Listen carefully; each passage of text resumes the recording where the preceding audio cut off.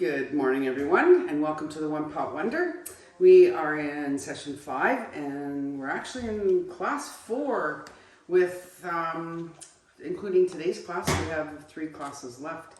It's gone by very quickly, but I hope you're enjoying it. So just before we get started, I'd like to just give a great big thank you to all our sponsors, our volunteers,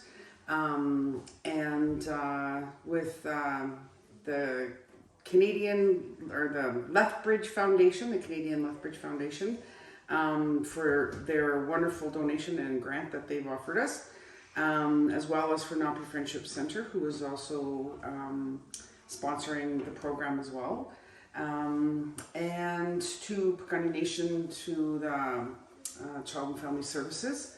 A great big thank you to them. They come out every day or each week faithfully and help us load our bags and help with deliveries. So huge thank you to you guys. We also have Kayla Ray behind the scenes doing our video, and great big thank you to Kayla. The church, the Pincher Creek Community Church. Creekside Community. Creekside Community, it's an all new name now. So it used to be the Baptist Church, but it's now the Creekside Community Church. And then great big thank you to everyone and their members for donating their kitchen and their space to let us do our bags. So that being said, let's carry on. We're going to get on with our cooking. And today we are doing pickled pasta and shake and bake chicken in the oven, which is a really easy process. So I hope you're going to enjoy it today. And so I've got some water on to boil just to get the pasta ready. So that's already in process. But first I'd like to suggest that we wash our chicken. You don't wash it with soap, just give it a nice rinse. And we're going to get the chicken going because it's going to take about, a good 30 to 45 minutes to get that cooked. So with your shake and bake, for those that have never used it, if you just wet or wash your meat with just cool water, nothing else, just rinse it and then just kind of just shake the water off of it. Then there's bags that are inside of your box of shake and bake, and we just put these into the bag. And there's two bags for the shake and bake, so I suggest not to overload. If you're doing a large amount of chicken, just use both bags, and then that way it doesn't get all gucky and nasty. So I'm just going to put this tray over here for right now because we're going to use that to put the chicken in. And we're going to just wash off the chicken. And I would really recommend cutting your chicken in pieces, not like small pieces, but because this type of chicken is a leg and a thigh, I do recommend, I have one, thanks. I do recommend that you cut these just in half. And there's a kind of a knuckle that's in the halfway mark of your piece of chicken. So you'll kind of feel that. And that's where you usually would like to cut it. So then it's, you just kind of feel it. You can kind of just guide yourself with that. And maybe not. There it is. So it actually cuts very easily. And so you can see where we've cut. And then I do recommend that you take this piece off that's on your thigh. It's really not necessary to have that. And so I will just quickly wash my hands here.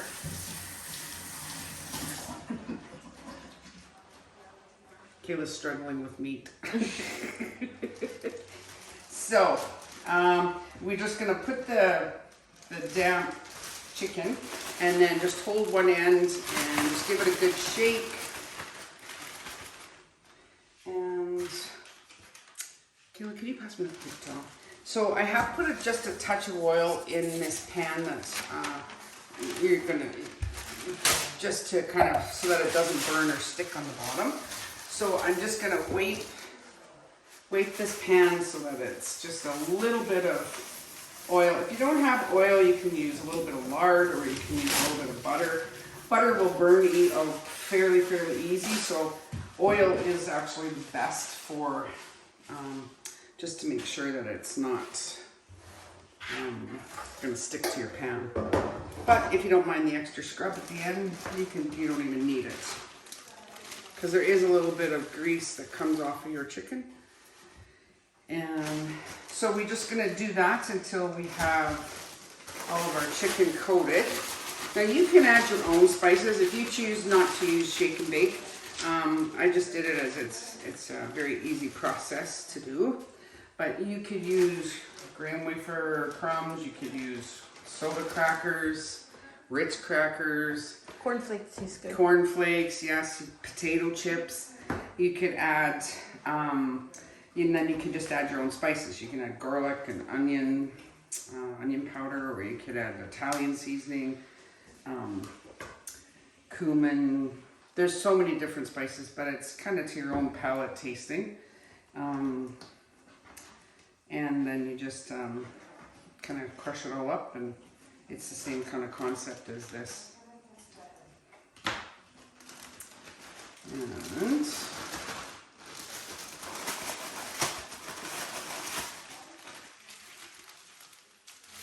And so we're going to continue on with just getting this chicken ready, and we'll be right back. All right, so we have our chicken ready. It's not cooked ready, it's prepared with the shake and bake, and I've cut each pieces up so it's a little easier for cooking as well, or space in your pan. One of the things that I didn't mention is that if we could make sure that you preheat your oven in preparation for your chicken while you're cutting up your chicken and getting it prepared, and your temperature should be about 400. But on your shake and bake packages, there is instructions as to how to do that process of how you cook your chicken. And so I'm going to throw this into the oven, and we're going to let it cook. We'll check on it periodically and let that cook while we're making our pasta. So I have water, oil, and salt and boiling water ready to go. So we're going to throw our pasta in. Now the key with cooking pasta is to be sure that your oil and your salt helps with your pasta so that it doesn't stick, because pasta can get very sticky. And because we're using a rotini, it's really important that once it is cooked, that we give it a thorough wash, because it can get really sticky and stick together. But with the oil and the salt, that really helps a lot. And that's the same process that Kaylee and I were just talking about with your rice. Mm-hmm. So we're going to let this cook, and we'll stir it occasionally. It's going to take about approximately 15 minutes or so.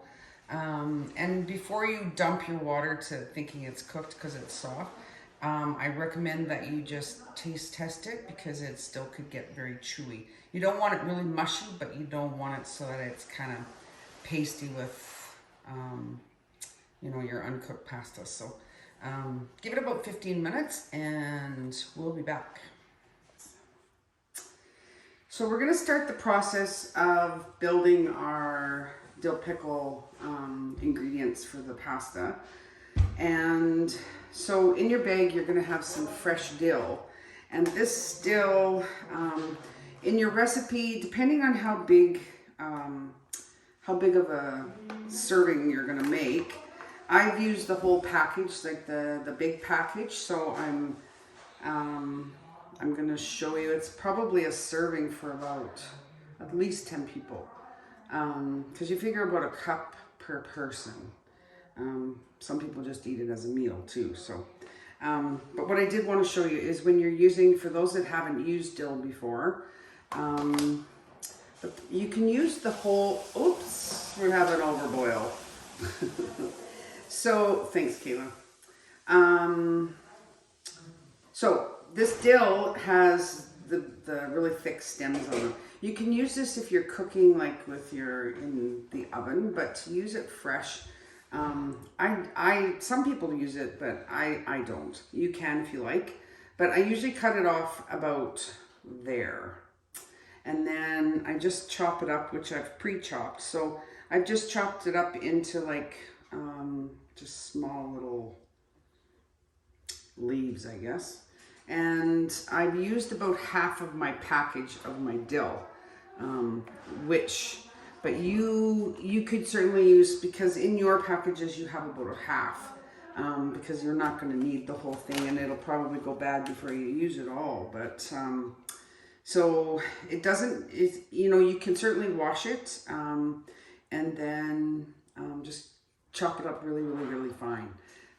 So with your packages that you have, I would recommend using it all, because you need about 2 tablespoons of the dill, and if you really like dill, then use whatever you like.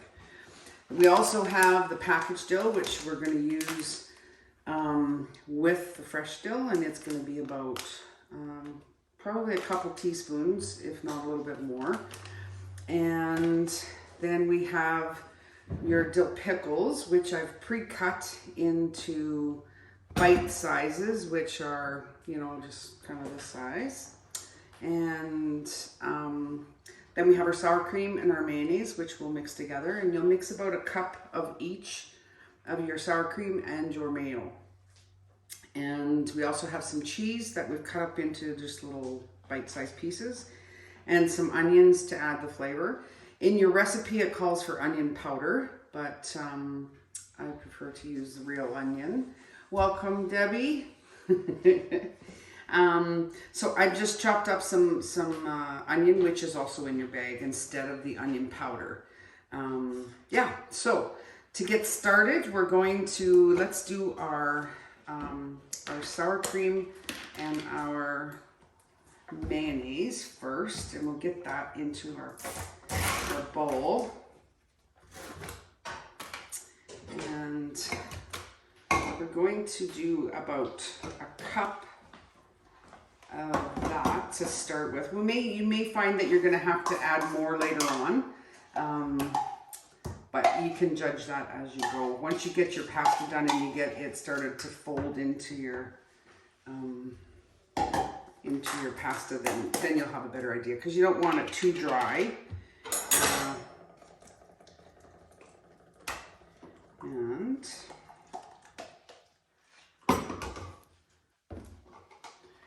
put this one in.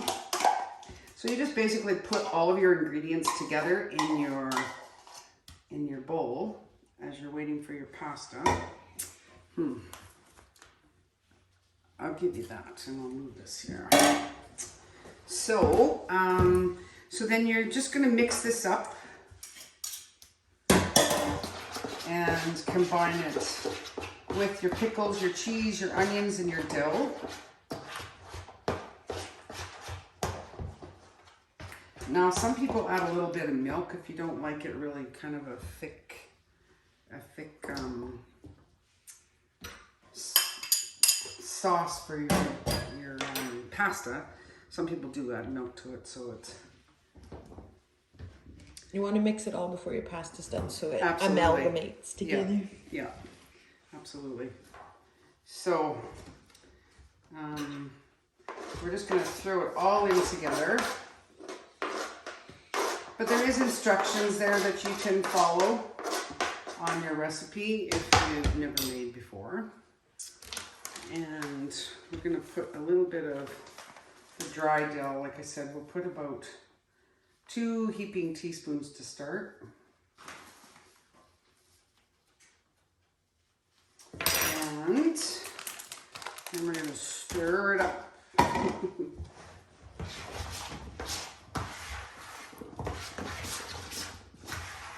And something that I like to do is with any kind of pastas or any kind of like potato salads or anything like that, I always like to let them sit for a couple of hours, even overnight, if you're because then all your flavors are getting together and it just gives it a really nice flavor. I mean, you can eat it right away if you like, but just keep in mind that your flavors won't be kind of melded together as much. So, this is what you'll have in your creation, and then once your pasta is ready, then we'll proceed, and we'll be right back. Okay, so our pasta is finished, and our chicken, actually we had a little bit of a smoked kitchen here with chicken. But it's, chicken is done, which we'll bring over in a sec. And your pasta, if you just drain off your water and then use cold water and rinse your pasta really well so that your pasta will be cold. You don't want your pasta hot. So just rinse it until your pastas are cold, and then just shake off the excess water. And if you have a little extra water in there, that's fine, because that kind of liquefies your sauce that you're putting on your pasta. So.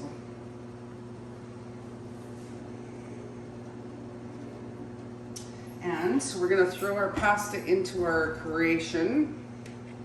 And like I said, once you have your pasta in place with your stuff, you'll know if you need to add more ingredients or not. I kind of just judge it as I'm covering the pasta with all of the mayonnaise and the dill and I think I'm going to add just a touch more into this. Do you want your measuring cup? Yeah, I have it right there. And like I said, if you can hold off from eating it the same day, which most people can't, I do recommend that you just sit it in your fridge for a couple hours at least, just to let it kind of all mix together. Today we won't be doing that, but normally if you just let it sit overnight, preferably, it's an amazing flavor that comes out together. And you can add as much pickles and cheese and dill and onions as you like. You can kind of use your own judgment on that, but the recipe you have just is kind of a guide. How long is it good for in the fridge? Pasta usually, because you've got mayonnaise and sour cream in it, so it probably, you could get away with at least 3 days. Possibly 4, but 3 for sure. I wouldn't go more than that though, to be honest. And I'm not going to bother using my measuring cup. I'm just going to use a couple of big tablespoons in it. I just need to rinse this for a sec so I can go in the other pan, or the other. And then we'll put a little extra mayo. And don't forget your dill juice you have from your pickles. That is a must. So you can use about a quarter, instead of using milk, use about a quarter of a cup of your dill juice to start, and then you can just mix this up. And I think we'll add just a touch more dill in here as well. And you can add salt and pepper to taste. I don't usually put it in. I let people do their own, just because some don't like it, some can't use salt. And then you can see our creation from our chicken. Ours got a little bit overcooked, but it's still going to be quite yummy. Before I forget, in your bags there is some meat thermometers that have your temperature that you need to have for your meat to be cooked. And it has your chicken, beef, fish. It has all of the temperature you should have your oven at, and what your meat in the middle should be. So hopefully, if you have any questions about the use of your thermometer, let me know in our Facebook group, and we can certainly chat further about it. And yeah, so I'm going to add some dill in here, and this is our creation today. I hope that you will enjoy it. Please give us some feedback, and have a great week. Stay safe, and we will see you next week.